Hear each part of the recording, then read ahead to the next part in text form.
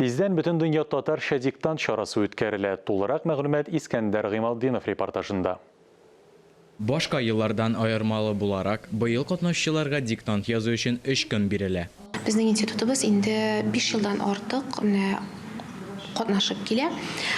Без текстларны сайлаганда катнашабыз, акцияны уздырганда катнашабыз, чөнки безнең институтыбызда төп мәйданчыкларның берсе урнашкан. Диктант Россия регионнарында, чит илләрдә һәм Татарстан районнарында иҗтимагый берлекләр оештырган мәйданчыкларда язырга мөмкин була. Чарада яшенә, белеменә, диненә, һөнәренә, гаилә хәленә һәм кызыксынуларына бәйле булмастан теләге булганнарның барысы да катнаша ала. Безнең институтыбызда быел ул 10 сентябрьдә булачак.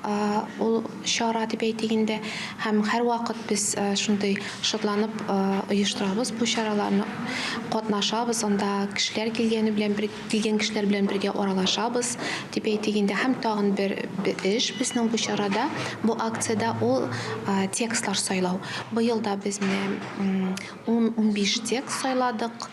Шул текстлар арасыннан 3-не сайлап алдылар. Ул Россия Федерациясе регионнары өчен, Татарстан һәм Башкортстан өчен һәм чит илләр өчен. Искәндәр Гыймалдинов, Ирек Хамидуллин, Татарстан яңалыклары.